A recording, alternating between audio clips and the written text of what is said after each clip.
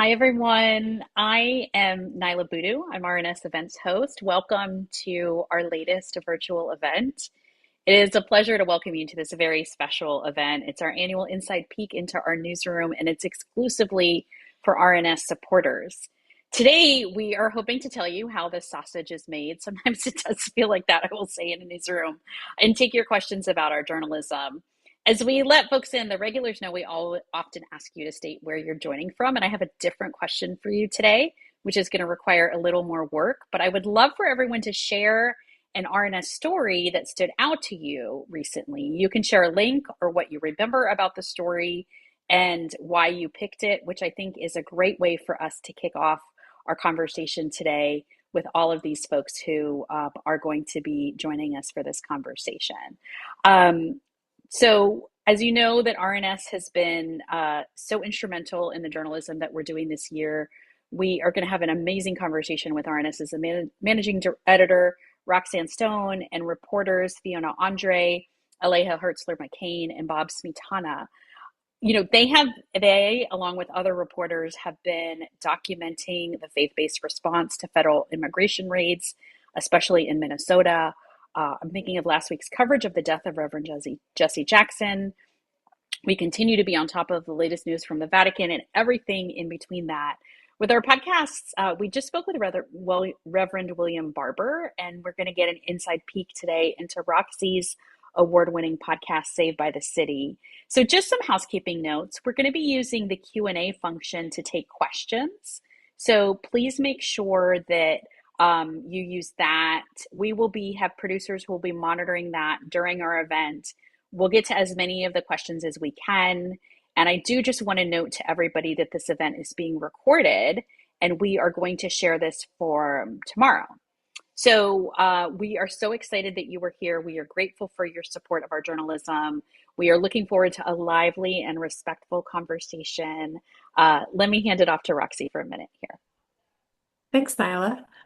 Welcome, everyone. Of course, we are so grateful for your support of our journalism well, always, and particularly during this time, which I don't have to tell you. It feels more important than ever to have independent sources of news like RNS. We have been reporting on religion for more than 90 years. And for those of you who have been following along, you've probably noticed that our newsroom has grown tremendously. We have just an amazing staff right now. And we have done what I think is just some incredibly essential coverage right now, from all the way from San Diego to Minneapolis, in DC. We're covering so many ways that the church and that houses of worship, that faiths are playing a role or influencing just the moment that we're in. And not only that, but I would say we also, Ramadan just started, and we have just some great features right now as well. That it's important, we believe it's important to be showing more than just sort of the political side of the church and of religions, which is something that it's easy to only cover that. So we've really been trying to give people a more that intimate look into religions too right now. So you'll get to hear more about that from our reporters here today. So here's how today will go. We're hoping to give you a sense of not just the work we do, but how we do it. As Nyla mentioned, please use the Q&A function to ask us questions. We'll have producers monitoring during the conversation and a dedicated Q&A time at the end as well. And so with that, let me go ahead and introduce my colleagues who are also joining us today. We have Fiona Andre, who covers religion and race, immigration, and Muslim Americans. She's based in New York City, as am I. We're actually not that far apart at all, just like a couple subway stops in Brooklyn. And then Aleja Hertzler-McCain, who covers immigration, Latino faith, and American Catholicism. Aleja is based in Washington, D.C. area. And Bob Smietana, our national RNS reporter, veteran religion reporter, who covers evangelicals, the changing religious landscape, anything that Bob is interested in. He's he's definitely, when he pitches a story to us, we're like, yes, Bob, of course, go for it. If he's interested in it, we believe you all will be too. So, welcome everyone, and I will hand it back to Nyla. So Roxy and I are going to be both moderating the conversation today because I want to be able to ask her questions too, and I want her to be able to answer questions. So, and you just mentioned something that I think is a great way for us to start, which is Bob pitching stories to you. Can you, now that it's my second year of working with you all, I've had a chance to attend the morning meeting for the newsroom, but can you share a little bit with everyone about how the newsroom starts its day and what happens in that editorial meeting and a little bit of the process of how things start to get put together? Sure. Well, yes, we have a morning meeting every morning, kind of a stand-up meeting as maybe they used to historically be called in newsrooms when you were in person, but we are all virtual. We're all over the country, and in the Vatican. So we get together every morning, via Zoom, and we really just, the editors kind of talk, just ask what's on the docket for today. We, of course, have a list of stories that we know are coming. And we sort of talk through, like, okay, here's what we're expecting today. Are there any stories that we are missing? Like, did something happen? Is there breaking news? Is there something we need to cover that we um, weren't planning for? Or, and oftentimes the reporters bring that to us. They're the most keyed into their beats, obviously. And so um, there will often be stories that they're seeing that they're like, we have to get this out today. I'm going to write something on it today. So that meeting's only like 15 or 20 minutes long. But that's really the place where we plan out what our report is going to look like for the day. And actually, right before our panel today, we were all on our weekly editorial call, which is an hour long or a little more than an hour every Tuesday. And during that call, we talked through, like, the reporters really kind of, I want to say, pitch their stories, but it's not really like a pitch session where we would say, "Oh, we don't think you should do that." It's more of like a conversation of, these are the stories that I'm planning to file this week.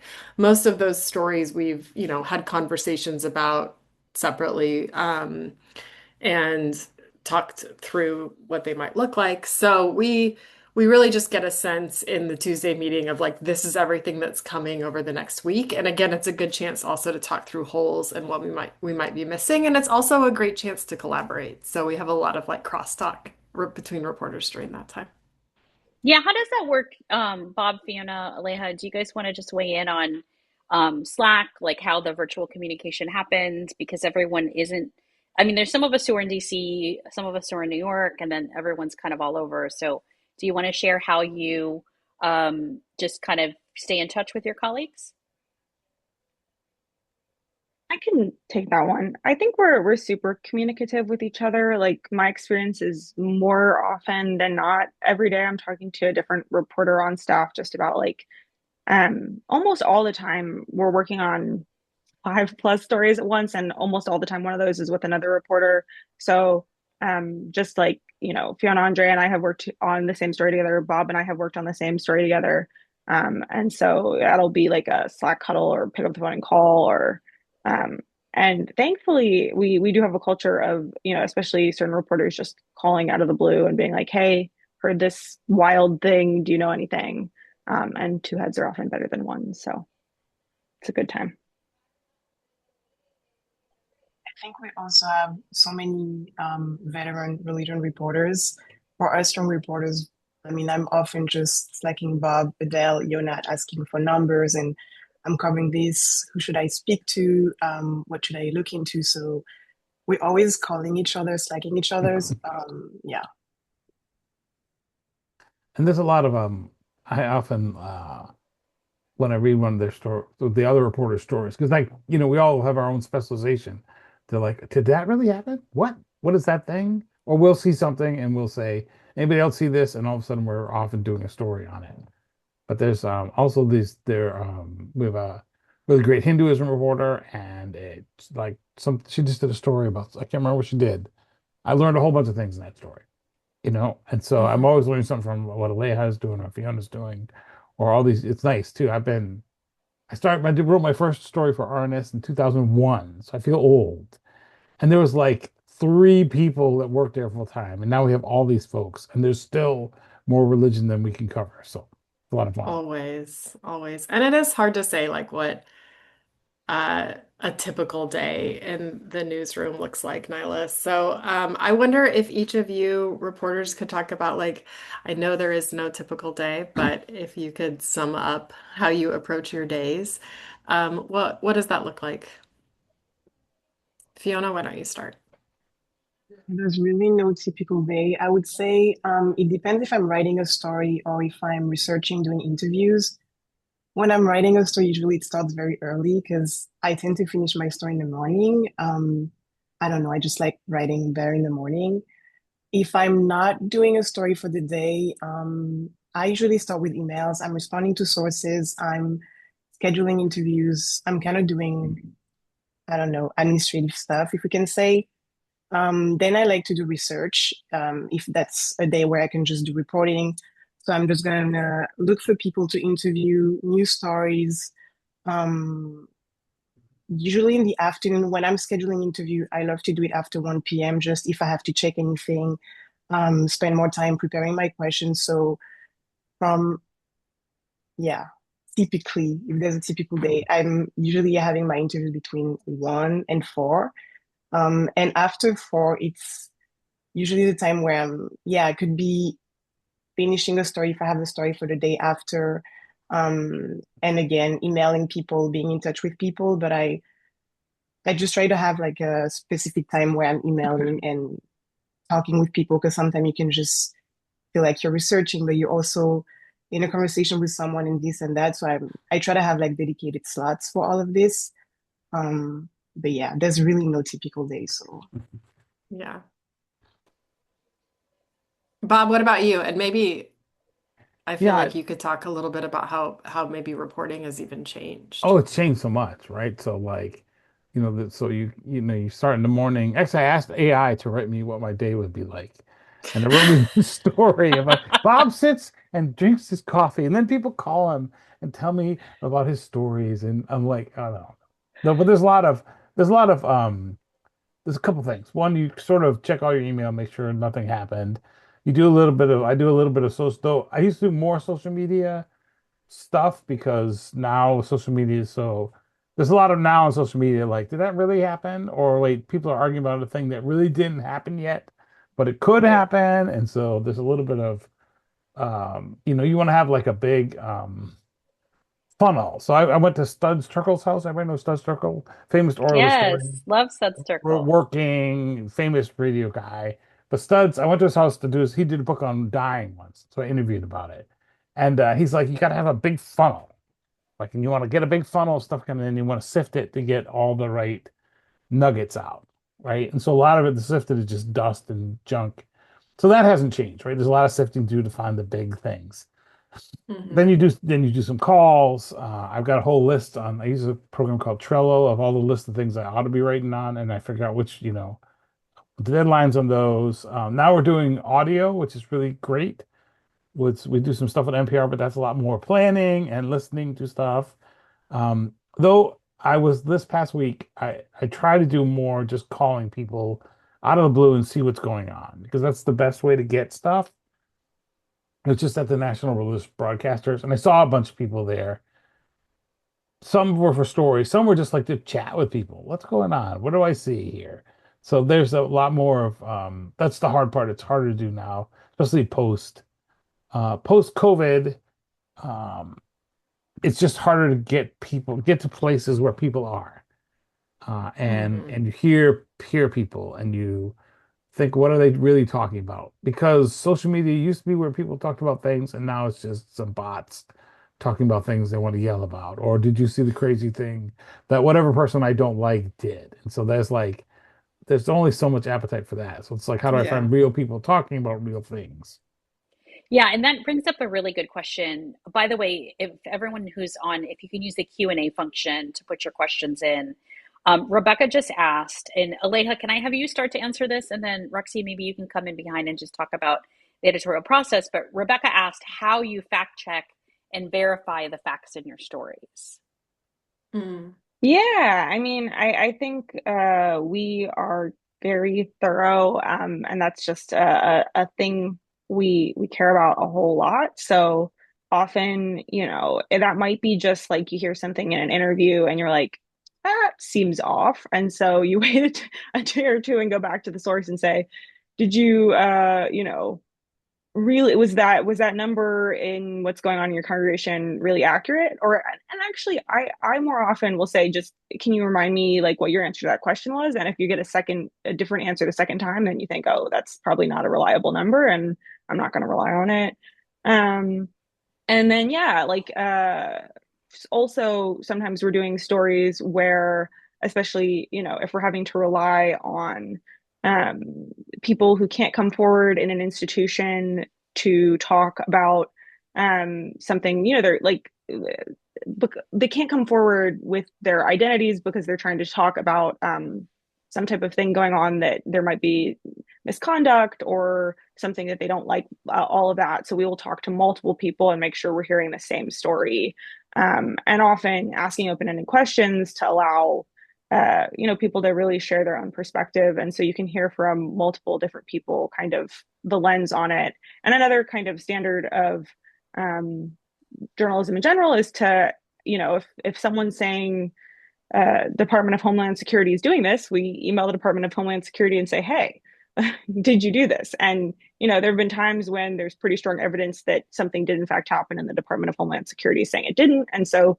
you can't always, trust all sources to be straight with you with the facts the first time. But, we just talk to a lot of people, and whenever there's a way to look it up or think, also another thing is sometimes you'll get like two numbers for something. Like, the other week it was like the number of Catholics in New York, and you think, okay, which of these two sources is more reliable? So it clearly, I have so many things to say because it's kind of like a constant in the back of my head, like, what's the Yeah. most reliable information?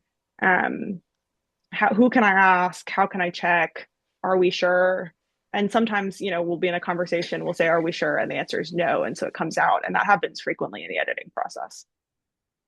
Yeah, I don't have a lot to add. Aleja is she's one of our most thorough reporters in that way. So Well, yeah, I mean, I think we care a lot. We have layers in our editing process. So we have a reporter who we really have a lot of trust in all of our reporters, and um, we know that our reporters really care a lot about the facts. So we are trusting them to do that initial round of real vetting. And then we have an editorial layer. So Paul O'Donnell or me or our managing editor, Amanda Kane, like one of us is editing this story. And usually, if there's ever any questions, there's a lot of back and forth with the reporter. Of course, we're using the internet to fact check things. We're making sure that if something seems off, that's actually like often a good sniff test, especially when you have people who know their beats really well. Like you're kind of like that. I don't know. I know I've heard differently, or I know something different about that. So usually, like that's always a good initial sign. We're also, if we can't verify something with a couple of sources, we're not going to print it. And and then we have a copy editing layer also, that we have a copy editor who comes through after the editors and does a round of dedicated fact checking for everything from like dates to ages to how to spell names to if you say somebody was born in a town in Alabama, they're going to look it up and find it. So anything that we're putting out there that they can verify, they're also doing a round of fact checking. I think on And a if I related note, can, people, oh, go I ahead. was just going Yeah. to jump back in and say, I think one thing people sometimes don't know about journalists is the number of times we hear something that we think is so interesting, and we're like, oh, that's why. And you just can't get like a second or third person to back it up. And so you're like, Yeah. if I were confident that were true, I would tell everybody. And yet, Yeah. like by the time things get printed, we are really, really sure these are reliable things. I was going to say the old adage everybody learns in journalism school. For those of us who went to journalism school, they always say, if your mother loves you, check it out if you can't verify it. So, Exactly. you can also um, ask sources like, well, how do you know that? That's like my favorite question. Like, how do you know that? Because often people, I mean, I got in trouble. I had my daughter yelled at me in church ones because I like when the minister gives a sermon, if they got some anecdote that seems goofy, I'm checking that thing to make sure they did. In fact, there's a guy I know that I recently covered who always tells terrible anecdotes that aren't true. And they told one in a talk I gave him recently. I'm like, that's not true. And they looked, oh, it's true. I'm like, oh wow. They told me a true thing, which I didn't trust. So, but like Well, often with like reports or data, you can hear someone who heard someone say some data and they heard someone else say the data. And so you go back to the original report and says, oh, wow, did they really say that? No, it said this other thing. But there's a lot of that kind of because Well, and I feel like it's always an obvious thing, right, Bob? When you're like the first or the biggest, I will say as a journalist, that's always a red flag where I'm like, I could look at someone like, Hmm. that's probably wrong. Like if you're going to say like, yeah. this is the biggest thing that happened, I'm like, we can't verify that or that's not accurate. Yeah. So, There's um, pastor math too, which is like pastor math is or they're like they love that. anecdotally speaking, which means I have no data for this, but there's Which means four I people heard one story I heard one once. story about it. So like it's like, no, that's great, but we need to like actually verify that. Yeah, on a related note, can I just ask, Roxy, Aleja, also for you, as you're doing a lot of immigration reporting, can you just explain the editorial process for what we do if someone, we feel like their life is in danger or they're going to be endangered by speaking to us, like what the process is for just using like a first name instead of a second name or an anonymous source? Like, how does that work? That's for Yeah, me, not Roxy, right? Or both. yeah, Either I one. will hand it. I will pass it to Aleja. We have had a lot of conversations about this. It is an ongoing I'm conversation. sure. And we're kind of continuing to talk about like what are our standards going to be around that and when are we going to say, yes, of course, definitely first name only. We won't take a picture of your face. We won't identify the name of your house of worship. Like there is some ways a case by case, but we're also trying to really like have a good process for that too. Hmm. Yeah, I think like another kind of factor in this is that often these communities that are really vulnerable with the current immigration enforcement policies don't have necessarily a great understanding of how like mainstream US journalism works. So really sitting them down and explaining to them what we do, why we do it, so that they can be empowered in how they're interacting with me, and so that they can have adequate agency to understand what's going on. So that's been a kind of keystone of how I report. And so we have, kind of a series of, I guess, principles when thinking about this. So, first of all, we have our commitment to our readers that whenever we can share information, um, you know, it's important for trust that if I can say someone's name or I can tell you who said what, that I tell you and that you can look it up. But then beyond that, right? I never want to do reporting that, leads to someone being harmed. That's not something that I'm wanting to do. And also, realistically, I've done a lot of reporting the last year that we would not get if we said everybody had to use their full name. There's just Sure. no way these people would speak to us. So you build relationships with these people who trust you enough to share their stories. And in religion reporting, it's a lot of people's biggest hopes and fears and really, really deep stuff. And so you really want to come into those spaces with a lot of integrity and empathy. And so coming in and saying, okay, we have this principle where we don't make up pseudonyms, we don't, print anything that's a lie. So if we're going to give you a name, it needs to be, you know, either your full name, your first name, your middle name. We haven't done an initial yet. I don't know what we would do with that, but just saying that those are the options, and the more of your name you can share, the more readers will feel like you're a real person, and the more details you're willing to let us print, the more readers will be able to connect with you. And often I'm kind of saying, okay, like your safety kind of concerns better than I can. So as you weigh how much you want these people that you will never meet who are reading about you or hearing about you on NPR to like know who you are. And that comes through, using a name, because it's really hard when you say a grandmother or a woman. And we've done that, but I do think it's harder for the audience to really connect that this is a real person who's having this experience. So, trying to empower the source and say, you're at risk, your safety is your most important concern. it is my top concern as I maintain integrity with my audience. But how can we balance these two factors? What can we do? And then, of course, looping editors in and saying, okay, this is the level of comfort this person has. Can we run with this story given what they're willing to? And sometimes it's been, no, we can't, do all of that. So that's probably, but they've been a lot of conversations. And Yeah. it's been tricky.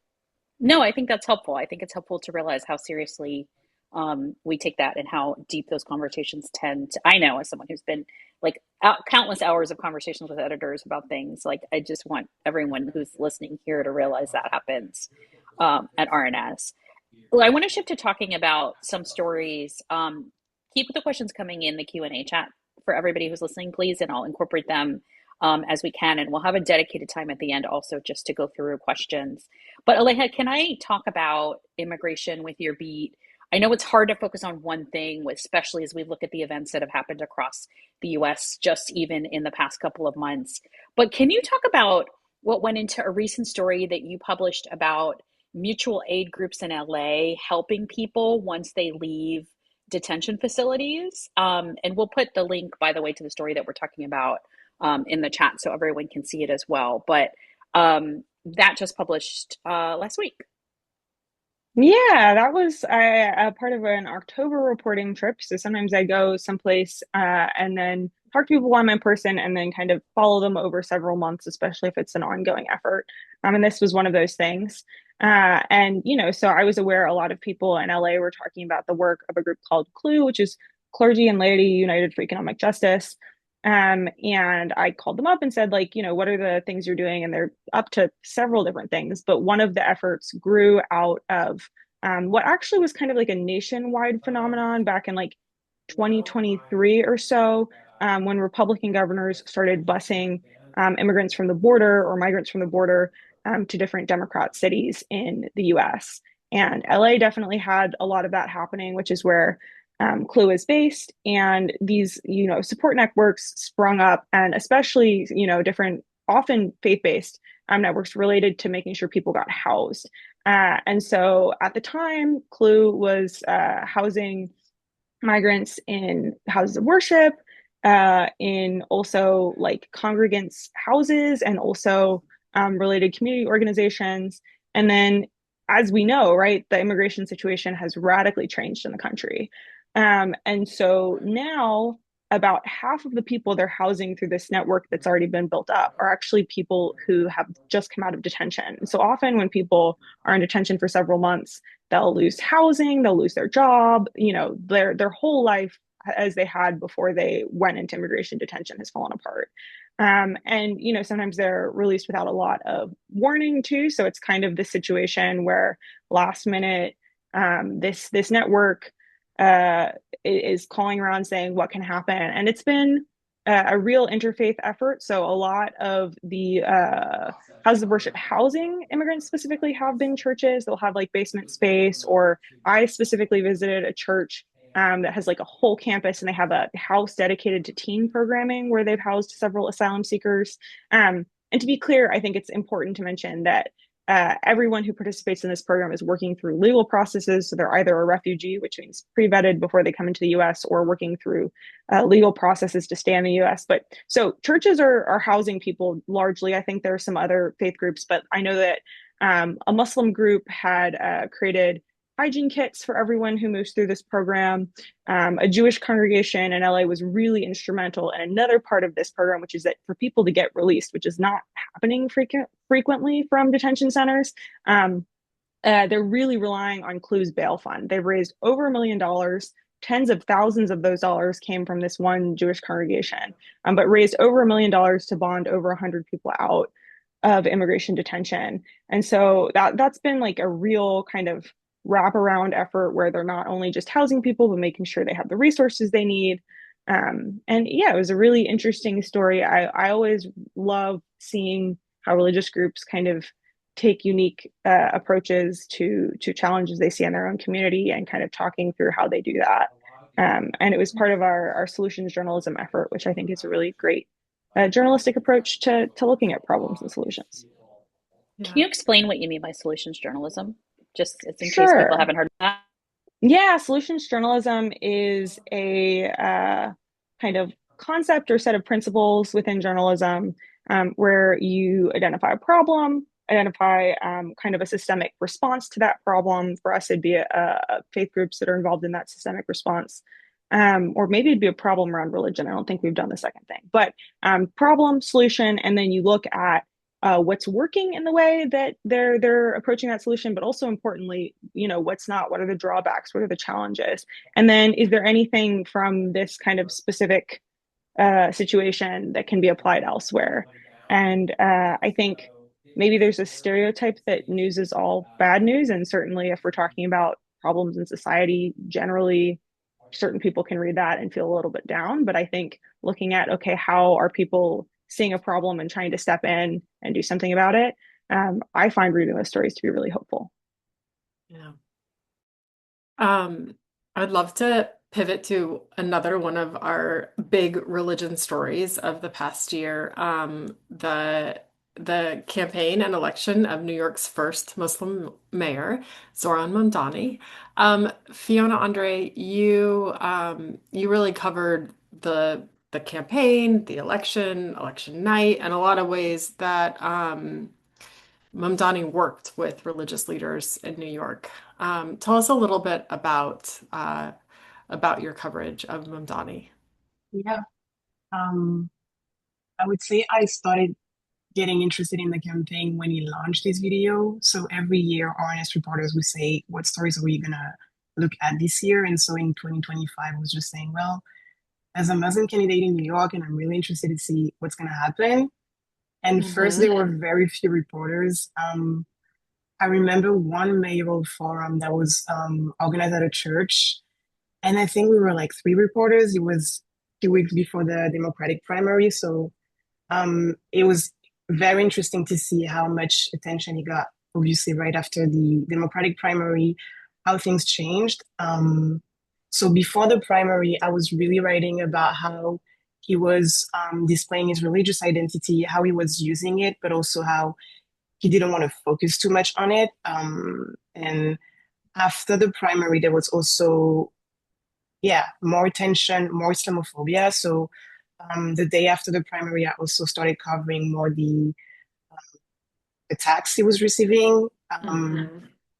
Over the summer, I remember we had a discussion with Paul, the editor-in-chief, about how we could really have a broad story addressing the type of attacks he was receiving. There was a lot of claims that a Mamdani administration would impose Sharia law. So we really discussed about how we could cover that story, what it would entail. I was talking with Bob, who has a lot of experience covering groups pushing this type of narrative that Muslims in office want to impose Sharia law. So I did this story. I also, with my colleagues, Ula Kuzis, Fiona Murphy, Richard Karmakar, we did a story about how his campaign was really happening at houses of worship, so at mosque. Specifically, we were reporting on how he was trying to speak with just every categories of New York's Muslim community. So African Muslims, South Asian Muslims, Afghani Muslims, how his campaign was really, targeting their outreach to these different communities. We also covered the different religious coalition for him. So Hindus for Zoran, Jews for Zoran, Shias for Zoran. We were really trying to just show what were driving their support. And it was obviously the fact that he was running on this affordability campaign, but also there was something about him, I think, being religious and really trying to engage with religious New Yorkers that was appealing to these groups. So we were really trying to capture that. And then there was election night. We tried very hard to be part of the election party, so that was great when we were able to get in and cover that. It was a special story because I was able to speak with many people, many Muslim New Yorkers who could tell us about how big this was and what it represented, but also immigrant New Yorkers, immigrant communities saying, well, this is an immigrant mayor, this means a lot. So it was great to I had the occasion to see all of this. And yeah. And you also um, covered his interactions with the Black church in New York as well. And those um, kind of changed over time. It wasn't necessarily like for the Democratic primary, between the primary and the general election. So in the primary, he didn't really poll well with Black voters. And after the results, his team started reaching out to Black churches in New York because, yeah, in their mind, it was a great way to get to Black voters. So I spoke with some Black pastors in Brooklyn and Harlem that started meeting with him in the summer and talking about what they needed. In the story I did with Ula and Fiona and Richa, we had these pastors telling us about some meeting, yes, in July, where Mom Danny was sitting with them asking, what do you need from me? What would you like to see me doing if I was a mayor? Many congregation in Brooklyn, Caribbean congregation, were talking about, well, we really need a mayor that's going to stand against the Trump administration immigration enforcement. So that was really central. I heard that from many Black pastors that his commitment or his promises to protect them and protect immigrant congregation was important in their support. In the fall, he received endorsement from 12 pastors, 12 Black pastors, some of whom had endorsed Cuomo in the Democratic primary. So that was also showing how his strategy was efficient. Yeah. And Fiona, I know you're going to continue to be watching that and covering all of this for the rest of the year. We're going to talk about that a little bit later in the hour. But Bob, you mentioned being at National Religious Broadcasters, and I know you're just back from covering that annual convention. How long have you been covering that? And I wonder if you can tell me what trends you're seeing emerge this year and how different maybe it was this year from previous years. So the first time I went was probably 2008 or 2009. So Okay, a little so while. So you're familiar with familiar with it. it. It has changed. It has become, I mean, it was always, so this is all mostly evangelical broadcasters. So it, so there's always more GOP leaning. It has become more partisan. They used to have this big public policy event in the middle of the conference, and they would get all kinds of people. They had people from the ACLU in the past. They had the Southern Poverty Law Center there. They had all kinds of folks there. So they'd have like a robust discussion about public policy. And that has really changed. It really has changed to be much more make America great, much more the liberals are out to get us. That was a big change. That has changed. There's not room. So for example, a number And of did years you see that ago, this year too? oh yeah, yeah. But a number of years ago, like here's a great a way that the discourse has changed. There was do you remember when we were arguing about baking a cake for a gay wedding? That was the Yes. big so that was not that long ago. That was a big That was maybe like 10 years six, ago, it maybe was that 10 like, was it 16 10 or years ago? 15, 10 Okay. years ago. So Okay. this guy named Jay Sekulow, who does religious liberty, he became Trump's lawyer. He's there, and they were having this argument, and there was different points of view in the among very conservative people, and he was like bake the cake because he was more worried that a state would say a church or house of worship had to hold a same-sex wedding that they didn't agree with. He's like, cakes, who cares about cakes, you know? Well, he wouldn't be able to say that now. He would not be able to say that maybe the other point of view that not everything is religious liberty, not everything is persecution, not everyone who makes a request of you is wrong. That was not possible. It's a little coarser now. There was a guy making jokes about male anatomy, about pastors he didn't like, which I'm like, this is religious broadcasters. Wow. Someone should Was say, that surprising to you? oh yeah. I mean, it was a MAGA kind of panel, so it was more edgy, but I was still like, that's not like what these folks use. They're not that group. Like that is not um the way they talk to one another. It was so like even that kind of the coarseness, the idea, this idea that vice, you've heard of virtue signaling, there's this idea of vice signaling now. And some of that was going on in kind of ugly ways. Hmm. The other thing that was different is 2 years ago, so Trump came 2 years ago. He came, there was a huge rally for him, even though he was two hours late. He said he just sent a video this time, and the people were like, meh, okay. There was like more excitement about the next election than about Trump, which I thought was interesting. The other thing that was interesting is 2 years ago there was so every year I've gone there, the Israel Tourism Board has had a giant display like come to Israel. I mean, it's the biggest thing you see, the main sponsor of the exhibit area, and they were not there this year, which was interesting. They were like behind the scenes Israel events, and 2 years ago, after October 7th, there was so much Israel coverage. Like they were the one. This was the place for rallying support for Israel during the Gaza war, right? Well, that was not much conversation. There was a little conversation about Candace Owens and Tucker Carlson, but even there, it was like no one wanted to talk about it. So that was interesting. It's a lot of changes, but it's definitely more MAGA, more pop, more shows the polarization of the country, I think. Yeah, it is interesting.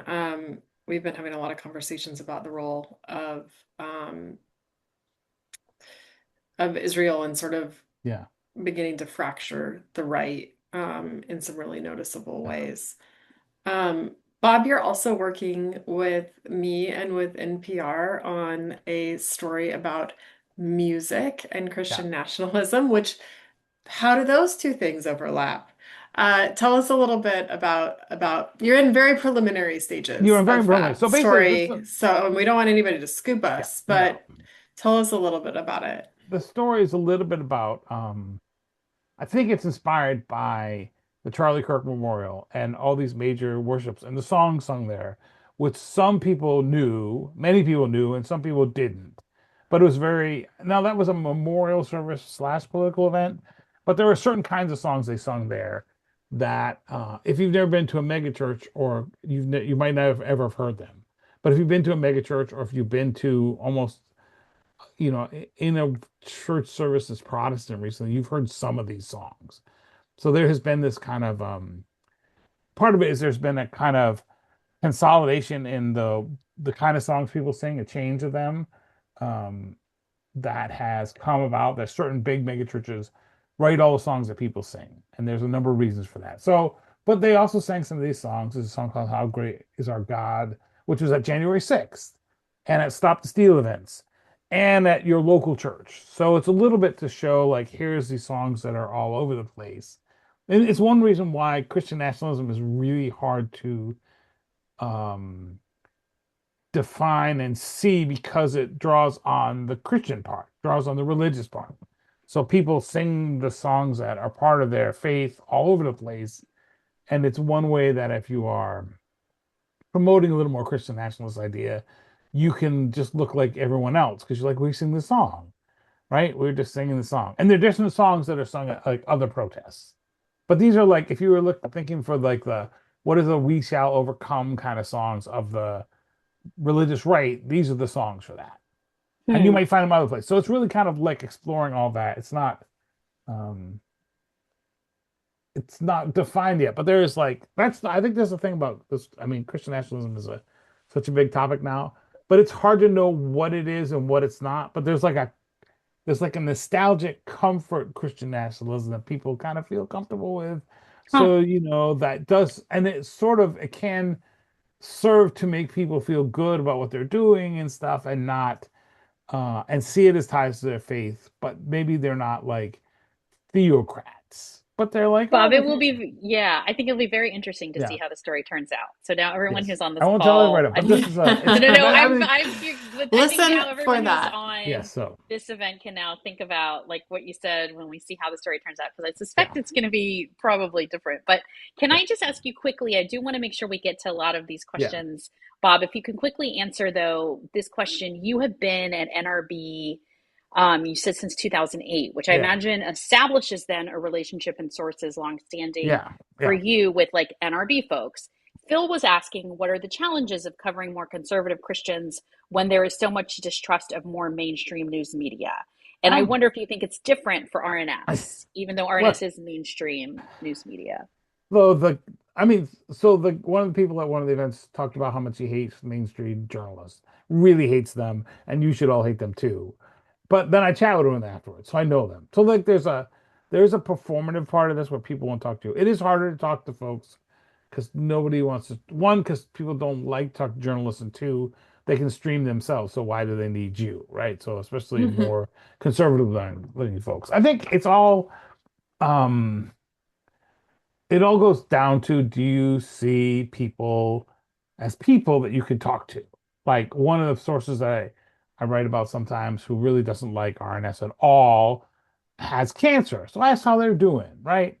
How are they feeling? Like them as a person, because they're people too. And religious people do things. I think this is one problem with or one challenge for our politics, is that we see people only as political actors and we measure only their political action. So we don't see them as regular people. Like Mm.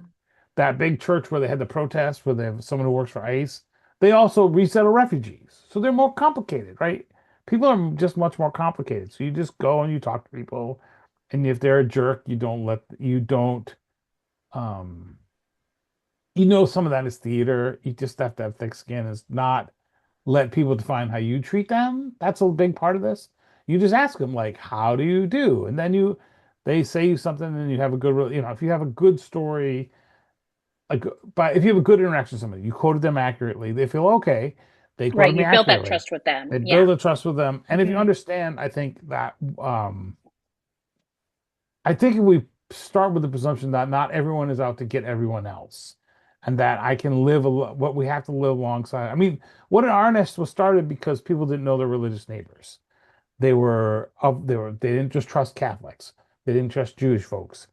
There was a lot of anti-Jewish in that. So we would report on that. Well, now we're reporting on groups of people who don't trust each other and saying, look, I mean, this is my soapbox, right? They're people who are your neighbors. You're going to have to live with them. What are they really saying? What do they really want? Why are they supporting this? Where can we find some common ground so you at least understand them, so you don't hate them for the things they don't believe or do, right? If you want to just Yeah. Thanks for that, disagree. Bob. Yeah. I think that's So, super helpful. Yeah. I do want to make sure, keep putting your questions in the Q&A. Before we get to that, Roxy, can I just ask you about Saved by the City? Which is, can you just tell us if there's been a standout episode or theme this year? And well, go ahead. Let me just ask you that one. Yeah, well, thanks for that question. Um, yes, there have been a couple of standout episodes this year, and one of them actually was a live episode that we recorded at Texas Tribune's festival. And on that episode and on that panel, we had three panelists, and we talked about, you've probably heard of the manosphere. We talked about the womanosphere.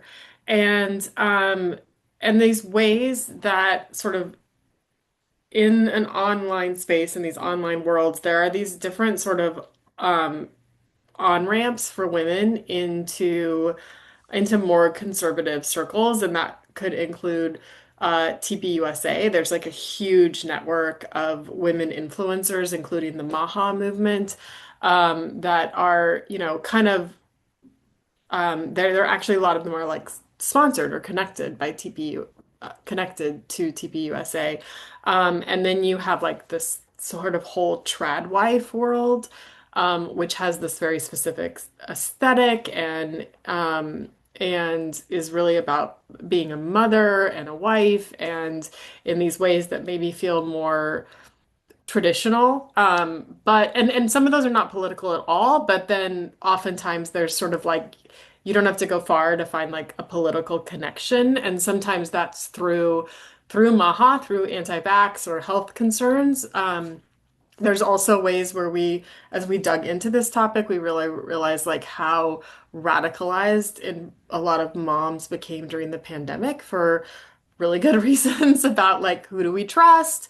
It's really hard having our kids here. Like there's all of this research coming out about like how harmful it was for kids to have these years of not going to school, and being virtual. So there's just a lot of like mistrust that's building there, and there's a lot of anyway, this is a really growing part of the internet. And what we are going to continue to talk about over the next year is what on the podcast, we have a couple episodes this year planned for kind of looking at what we're kind of calling the war for women, which is like Hmm. really a political battle for women who seem, who especially younger women are moving further and further left. We're also seeing a growing, a sort of reversal of gender attraction to religion. We've seen young women leave the church and religion at like especially like churches and evangelical world, we've seen them leaving at higher rates than men. And so like we've always been like, oh, men are more religious. Well, we're really seeing kind of a weird, like that's being disrupted a little bit. And so there's really this like kind of like battle for women's beliefs and their allegiance. And so we're going to be covering that this year too. Thanks for sharing that. Aleja, Fiona, I'm going to ask you to answer this question from Tom, and I am going to preface it with my answer. Tom is asking, what is the best way for readers to suggest a story they would like RNS to consider covering? Contact an editor, contact a reporter, and I'm going to add in when you contact a reporter, everyone has different ways they like to be contacted. So, Aleja, Fiona, can you just talk about, and then maybe Roxy, you can come in at the end and say like how you would like people to suggest stories. But Aleja, Fiona, how do you Hmm. like it? How do you like people to, well, we say pitch a story to you, but it might be if you're a reader, it's not really pitching. I guess that's more like a professional person saying, like, do the story. But Aleja, Fiona? Yeah, I mean, I think anytime anyone wants to tell me any information, I'm thrilled about it.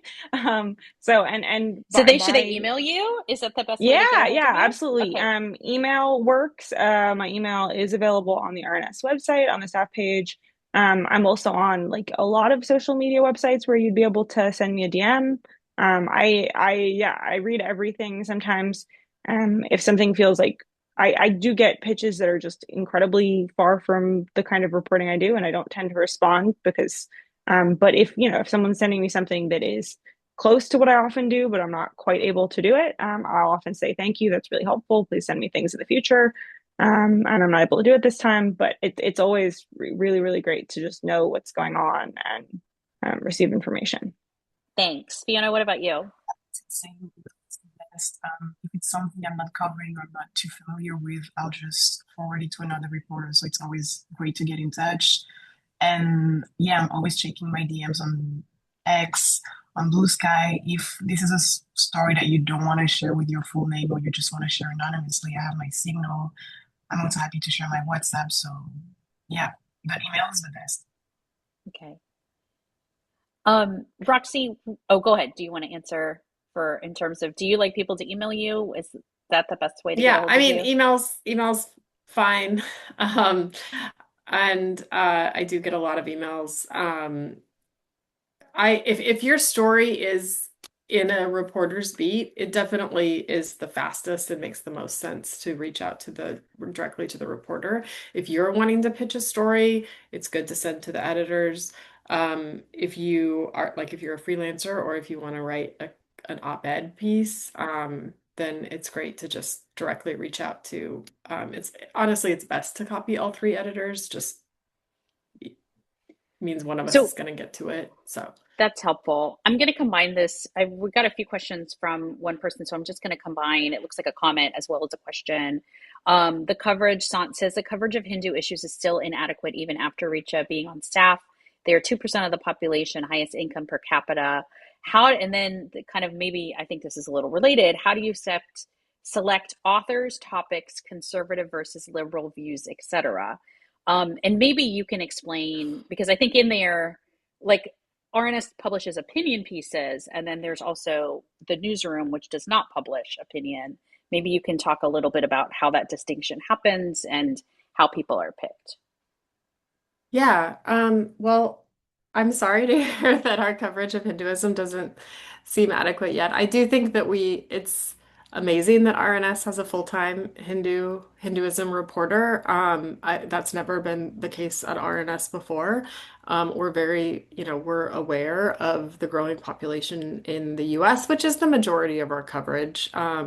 We are primarily covering the US and have a primarily US-based readership, with exceptions. Obviously, we cover the Vatican, which has a global reach. We also do have, we try to have some global coverage. We have two freelancers in India who send us stories regularly, and I think we'd be excited to have more of that.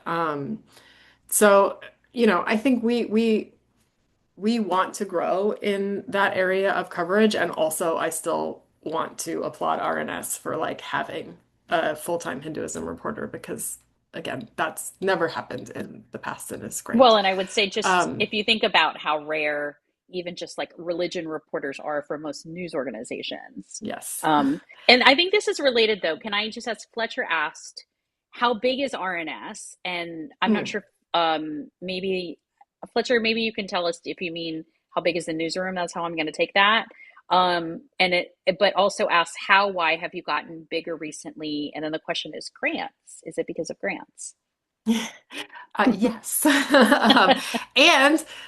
And reader support, individual reader support. Yes, So thank you all to of all of you. you who are here because you are donors, and that is why you are invited to this event. And we so appreciate your support, which is a growing part of how how RNS is supported financially, is through donor engagement and donor support, individual donor support.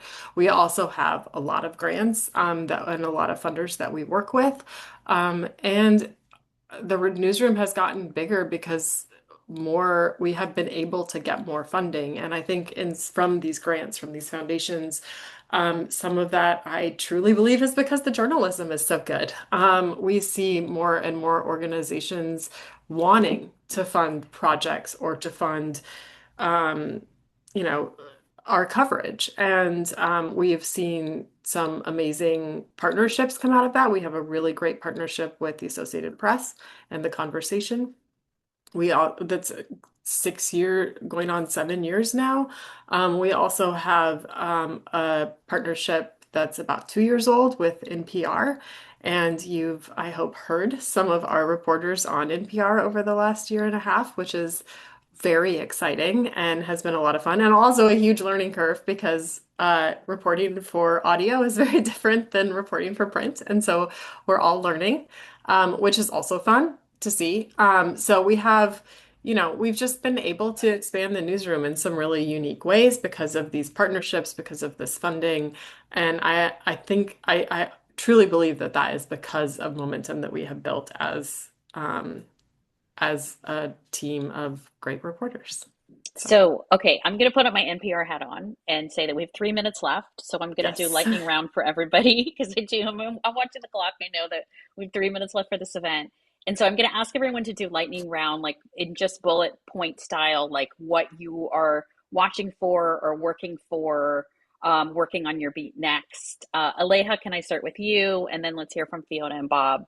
And then Roxy, can I ask you to just talk about newsroom priorities and sort of a Hmm. bullet point? Yeah. Aleja? Yeah, happy to start. It can be hard to believe, but we're expecting to really see even more increased immigration enforcement as a result of the budget and funding passed last year. And so the current types of reporting on immigration enforcement the types of responses faith communities will change as this scales up even more massively. We're already kind of talking about faith responses to some of these proposed warehouses that might hold thousands of immigrants in detention. So that's kind of what I've got my eye on. Thanks. Fiona?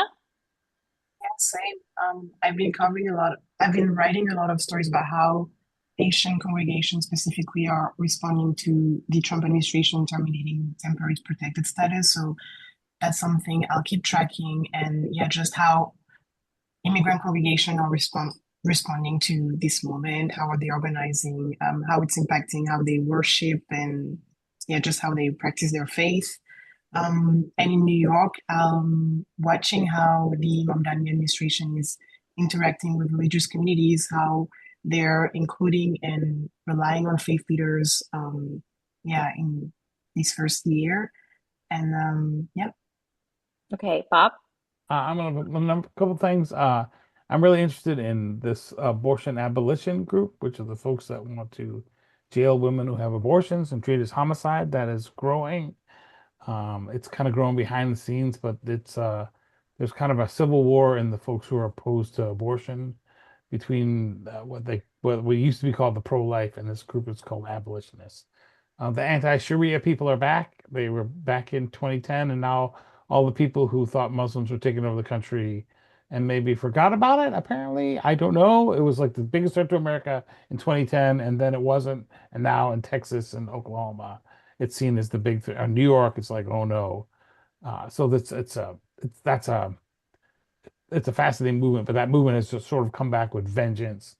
Um, I'm going to go talk to Beth Moore again. Beth Moore left the SBC 5 years ago. It's probably the biggest red story in RNS's history. Everyone cared about it, so we're going to go back and see what happened to her after 5 years later. So I'm excited about that.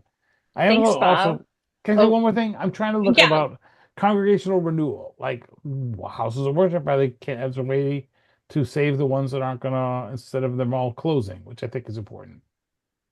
Go ahead, So, Roxy. I know we're over Yeah, I time, but if mean, you want to just quickly yeah, I tell will be us, yeah. very quick, which is to say that yes, we will be focusing on immigration and coverage of the intersection of religion with that. It's the nation's 250th, so we will also have some coverage about that and looking at historic houses of worship here and just different ways that religion has really shaped America. Um, and then the last thing I would say is we're really focusing as a team on multimedia. So if you don't follow us on Instagram or TikTok, we're doing more and more vertical videos. We have a YouTube channel where we do the YouTube shorts. We have a growing podcast selection for you. And of course, you can hear us on NPR sometimes too. So training our reporters and just executing great multimedia packages is part of what we're really focusing on this year. That's perfect. That's a perfect way to end, to remember. All of the links are in the chat for how to stay in touch with us. We do all appreciate so much all of you who have attended, your support of RNS. And I want to thank everybody in the newsroom for taking time out also from your very busy day. Thank you so much, Roxy, Bob, Aleja, Fiona. And as Roxy mentioned, we have also quite a few virtual events planned for the rest of the year, including a special 250th around virtual event around freedom of religion. So please stay tuned. All of you, I hope, are already signed up for the Morning Report newsletter, which is the best way to get information about events and everything else happening. But thank you all for coming, and thanks you guys for joining me in this conversation. Thanks so much, Nyla. Thank thanks, you all. Nana. Thanks, everyone.